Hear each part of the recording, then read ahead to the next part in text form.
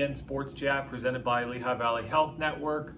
I'm Patrick Matsinko. This is Emmett McCall. We are back, pretty much done after a bye week. Yeah, a bye week for Sports Chat, but a really super busy week in just about every possible way. Baseball, softball, track, everything just about wrapped up last week. Right. Track finished up with the state championships out in Shippensburg. You were Yes. there, had lots of baseball, softball games. Only one of our teams has survived to make the state playoffs. That's Northwestern Baseball. We'll talk about them later. But we games every night of the week. Yeah, and sometimes weekends. two. I mean, like they were back-to-back nights of doubleheaders at Pottsville with baseball action. We had Tamaqua, Palmerton, Marion, Panther Valley. It was a busy time last week. And the other thing with district playoffs is you're all over the place. Everything from Patriots Park and Parkland with the softball, Blue Mountain with the softball, Pine Grove, and Pottsville with baseball, right? So it was a busy week. So that's why Sports Chat got the off week, as we were both out covering lots of events last week. But we're back now. We're going to recap it all here. Yeah, and just coming off of a busy weekend for state track and field, like you said, out in Shippensburg. We had a number of kids do really, really well out there. We had a lot of state qualifiers, and we also had several medalists. On the first day, we had Marion's Emma McClafferty take 6th in the 2A discus. And then on the second day, we had Marion's Tina Caparel was 2nd in the 2A 1600, came back to take 8th in the 800. Lehighton's Tamir Spencer was 3rd in the 2A 200. And then we had Palmerton's Jake Martinez, who was 8th in the 2A 1600, and Tamaqua's Khalid Holland, who tied for 8th in the 2A pole vault. So 5 different athletes got medals at Yes. states. That's a real nice showing. Yeah, and especially Saturday. Yeah, Saturday was busy. Certainly it was a hot day both days, but it really didn't seem to bother anybody. It certainly didn't seem to bother Tina Caparel, who started strong, ran a great race in the 1600, came back after that and ran a smart race to take 8th in the 800, and then Tamir Spencer too, who was almost into the finals in the 2A 100, just barely missed it, but he came back with a 3rd place finish in the 200, which was a real nice day and a real nice showing for both of them. Right. Caparel, what a season she's had. The state championship in cross country. I mean, talk about medals in track. A swan song there for her, and being able to kind of go out like that. She's been a dominant force since she was a freshman in cross country, and she medaled last year in track. She picked up 2 more this year. Pretty much just close things out the way she started in cross country. I mean, she's a 4-time district champion in cross country, done pretty much everything. Right. So she'll be running at Delaware next year. So Division 1 track scholarship and cross country scholarship to Delaware. So really impressive.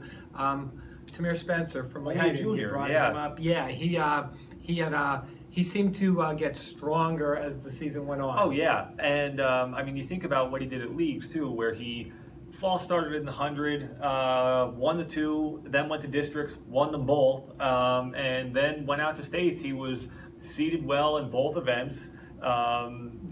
Just like I said, it ran an 11.25, but it was one of those things that came down to, where he was in his prelim compared to somebody else, and he didn't get through to the finals. Had he gotten through to the finals, top 8 get through, top 8 guaranteed medals, so he would have medaled in 2 events, which would have been, again, real nice. But yeah, like you said, he's finished the season real well. But the 3rd place showing was like above his seed time. Where was he seeded coming into there? He was 7th and 9th in both of those events. But but he was, again, that's one of those things too, where you go out to states and seeds don't really mean a whole lot. Well, you look at the you look at the District 11 meet. They ran it in a bad weather day. It was rainy. It was wet. The track was wet a little. So yeah, that could really. Oh, and you're looking at what kids are going out there with and what they're actually capable of and the kind of potential that they have, and maybe not always indicative of the kind of performances that they might have.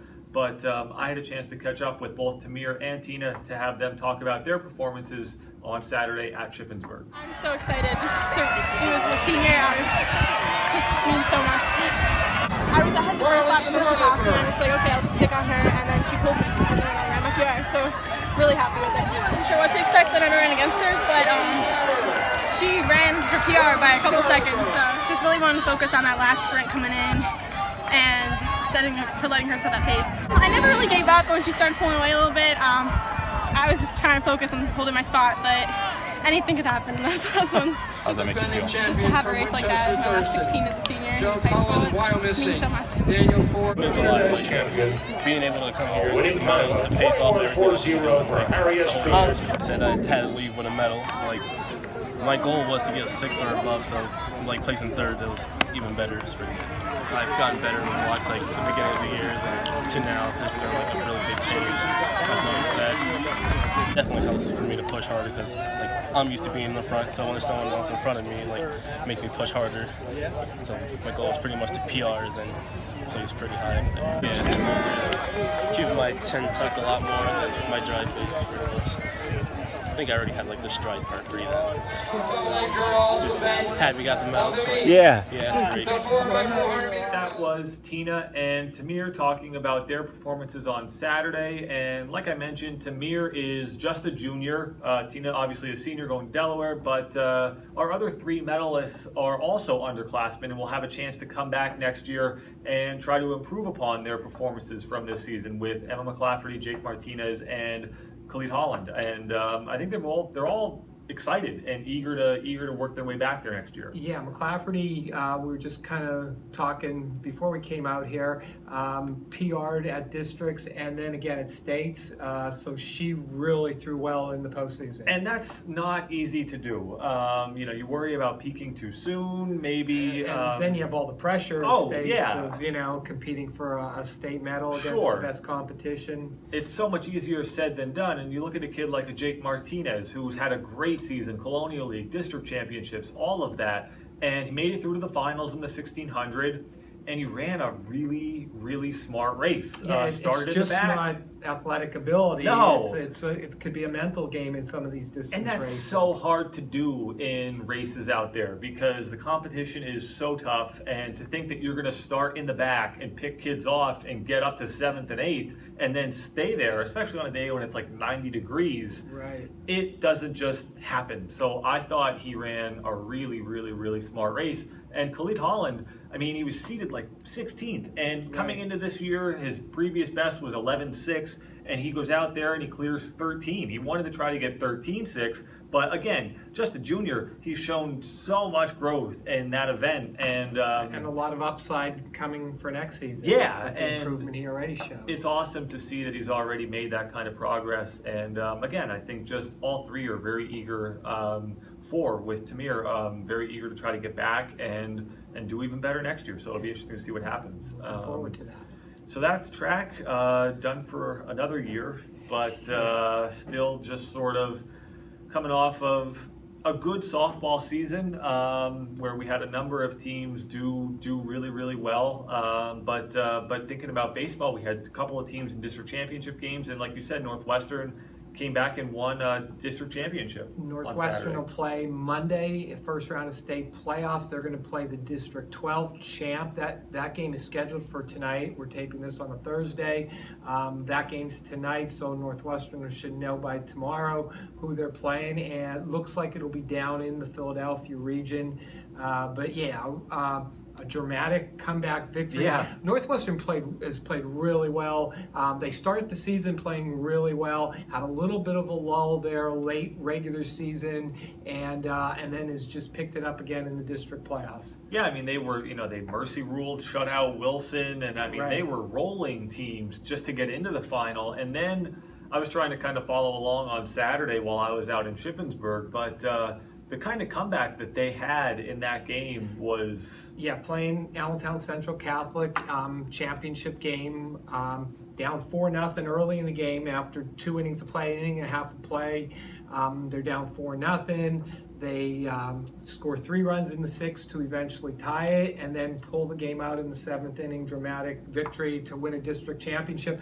Their first championship, 29 years, I think they said 1989 was the last district championship for Northwestern baseball, so that's kind of makes it special. And I mean, like you said, that they'll, they've waited a long time to win that district title. They'll have to wait a little bit longer to get that state playoff game in, but it's certainly going to be worth the wait for that team. Yeah, they played Saturday. So they're going to have 8 days. Yeah. 8 days off till they open state playoffs. District 11 ran their baseball playoffs a little different this year. Both Class 2A, which Marion was in and made it to the district final, and Northwestern in 4A making it to the district final. They both played 3 games in the span of 5 days last week. It was pretty much everything bang, bang, bang, bang. Right, and now they have the week off where the 6A playoffs stretched into this week. They're just played last night. Freedom just beat Parkland on Wednesday night. And they did it just because of when Coca-Cola Park would be open, so they can get as many of the championship games at Coca-Cola Park. And some were in Lehigh. Right. So, but that's why they had that. They have that time off now. But I'm sure Northwestern doesn't mind. No, enjoy that one. Take that district championship. Like I said, thrilling game. 2 freshmen. Nick Henry came through with it was a ground ball, bases loaded ground ball, shortstop charge for Central, couldn't make the play, run scored for the winning run there. So they've gotten contributions from a lot of young players this year, and also has some seniors that are contributing. And that's the thing I think we've talked about throughout the season of just different guys who have been stepping up for them, and guys, Trevor Schreiner, Mason Bogwell. I mean, there are some guys here that Derek Holmes. There are just a lot of guys. Wick. Yeah, Tyler. Yeah, it's incredible that they have this much talent, but just that much depth. The idea that they don't just have a couple of studs; they have a lineup full of them, and then 2 or 3 quality pitchers too, right? So it's been a great season. They were expecting it to be a good season, and like I said, they had a little bit of a lull there during the end of the regular season, but they've really put it together. You mentioned they mercy ruled Wilson in the semifinals. Can't remember who they played first round. They won big in the first round too, I believe. Yeah, those games were not close. So even when you see that they were down in this game in the final, I was a little surprised that they kind of had that sort of deficit early on, but again, you look at a team like that's come through almost every game all season, and they found a way to win it on Saturday. So a few other baseball teams. Marion ended up going to the district final for the 3rd straight season. After winning the last 2, they came up short, ran into a strong pitcher for Schuylkill Haven. Schaefer shut him down, 1 hitter, beat them 5-0 Friday night at Coca-Cola Park. But I'm sure Tony Radoka, he only had 2 seniors on this year's team, so I'm sure he's taking this as a building block to try to get back for a 4th straight visit next year. Yeah, and I covered them against Williams Valley in the semifinals, and they played a great game against Williams Valley to win that one. But Coach Radoka said that they were really excited to get to Coca-Cola Park and have that experience of playing a district final in Coca-Cola Park after not being able the to last do so. 2 years they played them at different sites, so this was his first Marion's first trip there under Coach Radoka, and that's a thrill. I mean, it was a cool atmosphere. I was down there Friday with Mike Haynes of the Times News. We covered the game, and minor league ballpark, the dugouts, the field, the press box, everything is just big time. And I know you could look at the kids' faces and see they were really taking it in. Yeah, it's a cool atmosphere for everybody. No matter what kind of situation that you're in, you just try to definitely appreciate it. But yeah, Marion has a lot of young talent coming back, and we saw some of that in the game against Williams Valley with Matt Doherty and Quest Wilson, Hunter Fristic. There were a lot of kids there that contributed in big ways.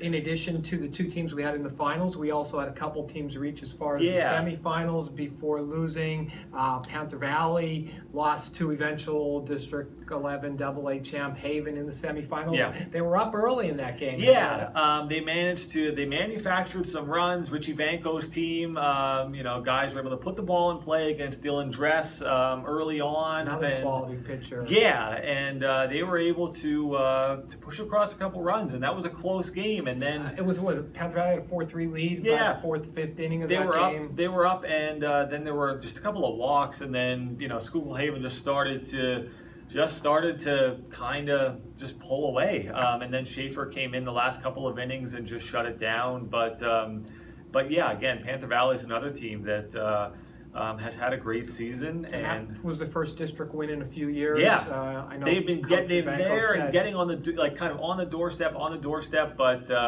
that's a team that again could be primed for a breakthrough coming back next season, and those guys obviously have a lot of experience now. So, but we also had Tamaqua, another team that made it to the semifinals, and they really lost the heartbreaker. You were there. Kind of a crazy ending. Like I haven't seen a covenant ending like that in all the years I've been here. No, there were a lot of plays in that game that were kind of bang plays, things that you don't see all the time. I guess in every game that you cover, but ever. I know there were a couple of things that I even earlier in this in the district tournament, there were a couple of games that played out maybe in ways I hadn't seen before, but in that one, Tamaqua had bases loaded. It was they were trailing 1-0, bases loaded, 7th inning, 1 out. Thad Zuber hit a fly ball to left field. Fielder caught it. Nick Briner tagged, appeared to come home and score what was to be the tying run. Pine Grove appealed that he left too early. Fielder threw back to third base. You very rarely see appeals held up, especially to end the game. That situation. Yeah, and that's the double play that ends the game. I've heard from a few different people that were there. I've seen comments from Coach Redding of Tamaqua. It obviously was a really close play. Like I said, it was. Could have gone. I saw replays on TV 13 that, it looked pretty close. It looked like he had it timed pretty closely. Yeah. But Coach Redding, give him credit afterwards. He didn't make a big stink about it. He said, thought the call was right, and what are you going to do? I mean, yeah, and his point of emphasis, his focus afterward was that there were, again, several plays, not just that one, that obviously decided that game or that, had an influence in the outcome there. And Tamaqua had a great season. Just came a little short. A situation there where, that's a very good Pine Grove team too. Oh, yes. So let's, not to take away from Pine Grove. Certainly I don't think Tamaqua lost it. Pine Grove won it. So, so very close game. But on the softball side. Yes, a couple softball teams also. I think we had 3 softball teams make it to the semifinals. None of our softball teams advanced to the finals. In AA, we had Panther Valley. They kind of, there was only 3 teams in AA, so they got a ticket right into the semifinals. A pretty good Schuylkill Haven team. Mercy ruled them in the semifinal game. I was there. I covered it. But the big thing was Panther Valley coaches afterwards talking about the improvement. They went from 2 wins the year before to 7 wins this year. You're in the district playoffs. Right. So it was the first step in the building process, making it to the district playoffs. Now, future that they have some young kids on that team that were pretty talented. Megan Pasco, their pitcher, was a standout. She looked really good on the mound. Got hurt by some errors and mistakes there, but threw the ball nicely. She's back. And I think Panther Valley is looking now to take the next step next year, maybe get a district win. Yeah, and again, great experience for that team, for the program too. Just thinking about, hoping, like you said, hoping to take that next step. This year they did it, and now you just hope that they come back next year even stronger. And then we had two other teams that are familiar with the postseason in Northern Lehigh and Tamaqua. Both get to that point and fall short in the semifinals. Yeah, Tamaqua against a really good Bangor team, which they played last year in a district final. Yeah, so, beat Northwestern in the quarterfinal round. Mercy ruled Northwestern, a good Northwestern softball team in the quarterfinal round. Then took another Colonial League power, Bangor, to the wire. Went extra innings. Both teams had chances to win. A winning run scored on an error in I think the 9th inning. Yeah, it was an extra inning game. And again, you think about, that's a Bangor team. That's a tough team. And again, never, you think about that, those kind of teams like a Northwestern baseball, they're never out of it. And they get those extra chances, and then they're able to produce, to cash in when they have those opportunities. Tamaqua, some talented players coming back to build on next year.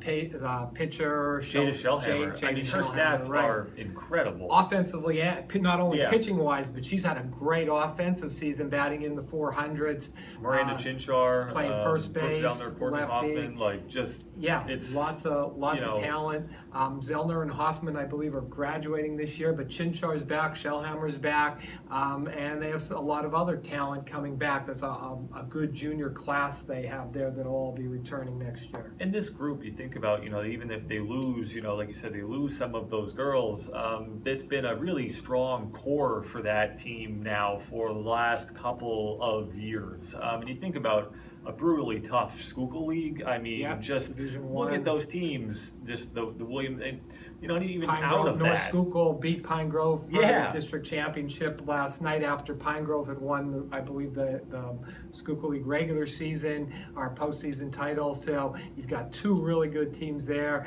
and you've got all those Division II teams, Minersville, Williams Valley, Tri-Valley are all soccer powers. Haven, so that's a very tough.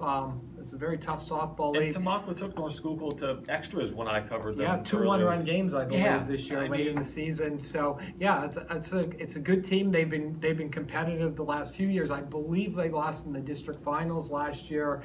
I covered the game down in Parkland. I think it was Saucon Valley. It was another Colonial League team that they lost to down there. So they've been among the best in the district the last 2 years. Now they're looking to break through, get that district championship, get to state playoffs. I'm thinking that'll be the goal next year for that team. Yeah, I wouldn't expect much no drop off next year. And then Northern Lehigh, a team that has one of the best players in the area, in Caitlin Hoffman, Times News Softball Player of the Year the last 2 years. Colonial League champions, coming through the Colonial League tournament.